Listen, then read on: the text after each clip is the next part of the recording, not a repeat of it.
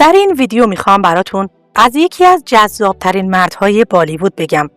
مردی که با اون چشمهای عمیق و لبخند جادوییش قلب میلیون‌ها دختر رو دزدید و بالیوود رو با رومنس‌های فراموش نشدنیش پر کرد. اما زندگیش پر از پیچ و تاب‌های هیجانی بود که هنوزم قلب مردم رو به درد میاره. برادر کوچکتر راج کاپور بزرگ، یه بازیگر خوش‌تیپ متأهل با زن انگلیسیش که عشق اول و آخرش بود. اما شایعه‌های روابط پنهان با ستاره‌های بزرگی مثل نرگیس، معشوقه برادر بزرگترش راج، یا حتی ادعاهای عجیب روابط خارج از ازدواجش با بازیگرای خارجی که هیچ وقت ثابت نشدن. بعدش مرگ همسرش که شاشی رو به افسردگی عمیق برد و هرگز نتونست فراموش کنه، تا جایی که عکسش رو همیشه همراه خودش داشت. روابط خانوادگی پرتنش با برادرای بزرگترش، مشکلات مالی که امپراتوریش رو تهدید کرد و حتی صحنه‌های جنجالی در فیلم‌هاش که هیئت سانسور بالیوود رو به چالش کشید. اما چی بود پشت این همه هیجان و درد؟ آیا شاشی واقعاً یه عاشق وفادار بود یا یه ستاره که اسیر شهرت شد؟ آیا شایعه روابط نامشروع و بچه‌های پنهانش واقعیت داشتن و چرا بعد از مرگش خانواده هنوز هم در مورد این رازها سکوت میکنه؟ اگه میخواید حقیقت رو در مورد این بازیگر جوان کشف کنید و در موردش بیشتر بدونید، تا آخر ویدیو منو همراهی کنید. فقط قبلش اگه به این سبک ویدیوها علاقه‌مندید، به خانواده دنیای شهرت بپیوندید و برای حمایت از کانال خودتون لایک و هیجان افزایی کنید. حالا بیایم از اول شروع کنیم. شاشی کاپور که اسم واقعیش بالبیر راج کاپور بود، در 18 مارس 1938 در شهر کلکته، پایتخت فرهنگی بنگال غربی به دنیا آمد. شهری پر از بارانهای موسمی و تئاترهای قدیمی که انگار سرنوشتش رو از همون اول نوشته بود. پدرش پریثوی راج کاپور یک غول تئاتر سینما بود. مردی قد بلند با صدای غرورآمیز که امپراتوری خاندان کاپور رو در بالیوود بنیان گذاشت و تئاتر معروف پریثوی رو راه انداخت، جایی که شاشی از بچگی توش نفس میکشید. شاشی کوچکترین پسر خانواده زیر سایه برادرای بزرگترش راج و شامی بزرگ شد. راج شومن بزرگ بالیوود و شامی ستاره پرجنب و جوش. از 4 سالگی شاشی پا به صحنه گذاشت. تو نمایش‌های پدرش نقش‌های کوچیکی بازی می‌کرد، مثل یه بچه فقیر یا شاهزاده، و این تجربه‌ها روحش رو با هیجان هنر پر کرد. تصور کنید یه پسر بچه 4 ساله روی صحنه با نورهای تند و تشویق تماشاچی‌ها. این لحظه شاشی رو تبدیل به یه عاشق واقعی تئاتر کرد. مدرسه‌هاش رو در بمبئی گذروند، اما درس خوندن اصلاً براش جذاب نبود. هنر مثل یک طوفان همه چیز رو بلعید. شاشی از بچگی در فیلم‌های برادر بزرگترش راج بازی کرد، مثل آتش در سال 1948 و آواره در سال 1951، جایی که نقش کودکی راج رو داشت. صحنه‌هایی که پر از احساسات عمیق بود و بعداً در فیلم‌های خودش بازتاب پیدا کرد. منتقدا گفتن این نزدیکی خانوادگی شاشی رو به یک بازیگر حساس و رمانتیک تبدیل کرد، اما شاید هم توضیح بده که چرا روابط عاشقانش اینقدر پر از شور و درد بود. اوایل جوونیش شاشی مثل یک شاهزاده جوان در دنیای تئاتر و سینما قدم برمی‌داشت. از سال 1940 به عنوان کودک هنرپیشه کار می‌کرد، اما رویاهای بزرگتری در سر داشت: تبدیل شدن به ستاره‌ای که نه فقط بازی کنه، بلکه احساسات رو هم زنده کنه. در سال 1961 اولین نقش اصلیش رو در فیلم پسر مذهبی بازی کرد، فیلم جنجالی درباره تقسیم هند و پاکستان که باعث شد جایزه ملی بهترین فیلم رو ببره. اما شاشی رو به عنوان یک بازیگر جدی معرفی کرد. اما هیجان واقعی از دهه 1960 شروع شد، وقتی شاشی شد نماد رمانس بالیوود. با اون موهای آشفته، چشمان نافذ و لبخند کشندش دخترهای هند رو دیوونه می‌کرد. فیلم هر وقت گل‌ها شکوفه میزنن در سال 1965، جایی که نقش راجا یه باغبون ساده رو بازی کرد که عاشق یک دختر ثروتمند میشه. اون فیلمش انفجار کرد و شاشی رو به اوج بالیوود رسوند. آهنگ‌های فیلمش هنوز هم قلب‌ها رو میلرزونه. بعدش فیلم‌هایی مثل زیبایی تسلیم خواهد شد، فصل عشق، خجالتی و دوست سر و صدا می‌کند که شاشی رو به عنوان شاهزاده رمانتیک در بالیوود تثبیت کرد. نقش‌های پر از رقص، آهنگ و عشق‌های ممنوعه که بالیوود رو از اکشن‌های خشن به رمانس نرم تغییر داد. اما پشت این موفقیت‌ها یه طوفان شخصی بود. آشنایی با جنیفر کندال در سال 1956 در کلکته. شاشی فقط 18 سالش بود و در تئاتر پدرش کار می‌کرد و جنیفر دختر انگلیسی تئاتری با گروه شکسپیرانا وارد شد. یک نگاه، یک لبخند و عشقی که علیرغم تفاوت فرهنگی مثل یک آتشفشان فوران زد. اما چون این عشق پر از موانع بود، اولین جنجال بزرگ زندگیش رو ساخت. بذاریم با هیجان برگردیم به ازدواجش که یه داستان عاشقانه واقعی اما پر از درام بود. شاشی در سن 20 سالگی در جولای 1958 با جنیفر کندال ازدواج کرد. یک ازدواج فرهنگی. وقتی جنیفر از خانواده تئاتری انگلیسی بود و خانواده‌های هر دو مخالف بودند. پدر جنیفر، جفری کندال، مدیر گروه شکسپیرانا بود و پریس ویراج کاپور هم نگران تفاوت‌های فرهنگی بود. شاشی عاشق دیوانه همه چیزو رها کرد و با جنیفر ازدواج کرد. مراسمی ساده اما پر از احساس. اونها از این ازدواج صاحب 3 بچه شدند. پسرهاش کونال که بعداً بازیگر شد اما زود ترک کرد.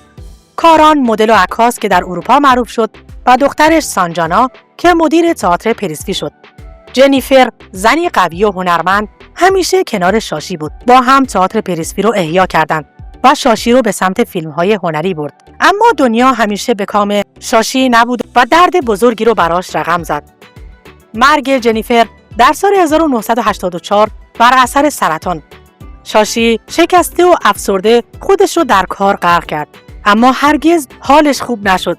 عکس جنیفر رو همیشه همراه داشت و هرگز ازدواج نکرد. کونال پسرش گفت پدرم بعد از مرگ مادر دیگه اون آدم سابق نبود. همیشه گریه میکرد و تنهایی رو انتخاب کرد. اما شایعه‌های هیجانی میگن شاشی قبل از ازدواجش با جنیفر روابط پنهانی داشت. مثل روابط پنهانیش با نرگس، معشوقه برادرش راج و روابط خارج از ازدواجش با بازیگرای دیگه که هیچ وقت ثابت نشد که آیا واقعی بودن یا فقط حسادت صنعت بود. این رازها هنوز هم خانواده رو آزار میده. بعد از جنیفر هیجان حرفش بیشتر شد. شاشی نه فقط بازیگر بلکه تهیه کننده هم شد و فیلم‌های هنری ساخت.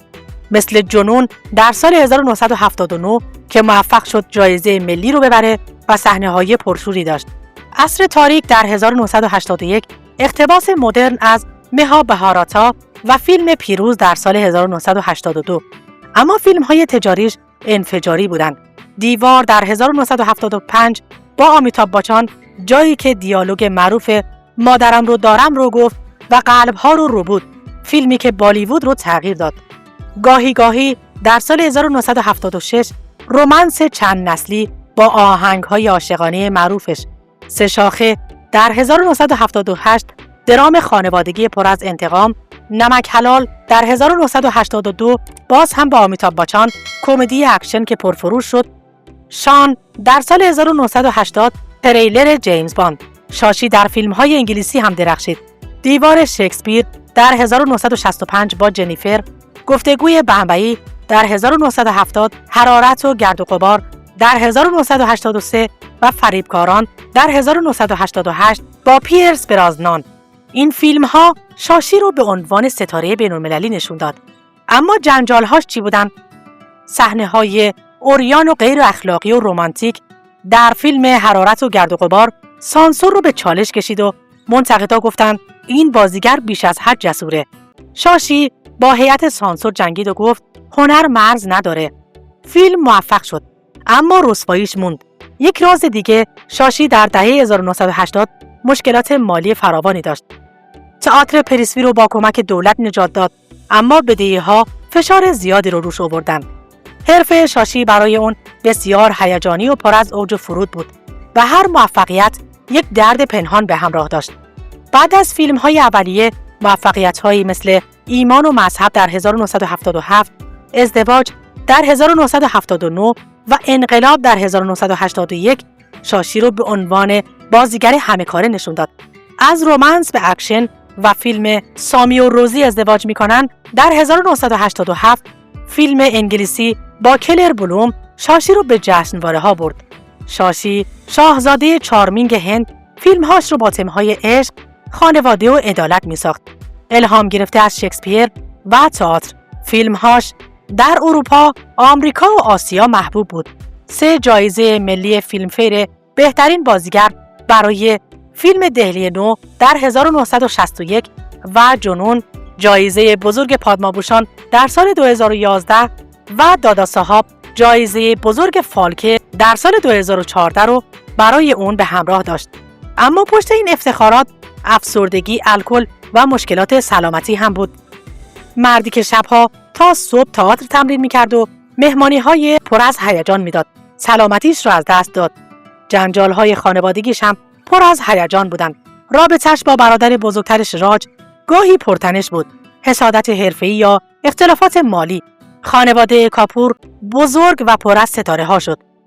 نوه‌هاش مثل رانبیر هنرش رو ادامه دادن، اما بچه‌های خودش مسیرهای دیگه رو انتخاب کردن. زنان خانواده مثل جنیفر درد کشیدن، اما شاشی تا آخر بهش وفادار موند.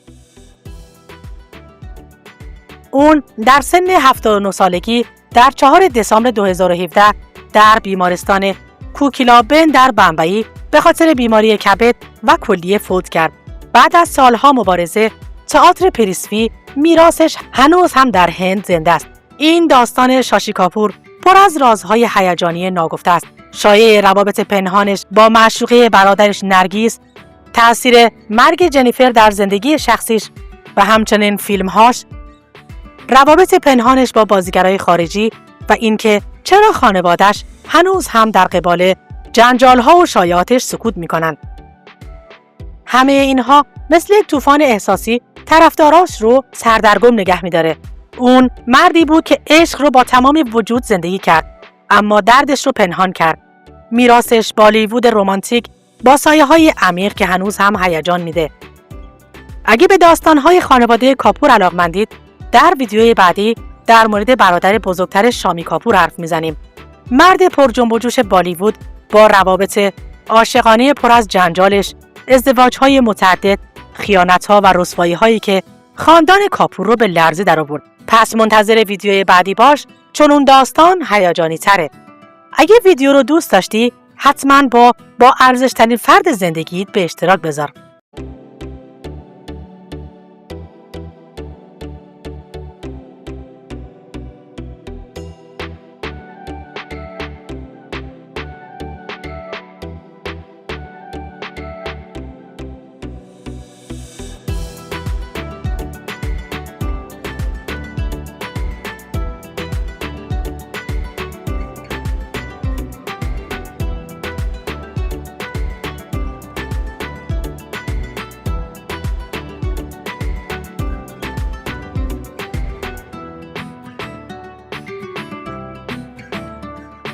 اگه به جنجال‌ها و حواشی و رازهای تاریک افراد مشهور جهان علاقه‌مندید، کانال رو سابسکرایب کنید تا از ویدیوهای بعدیمون هم با خبر بشید.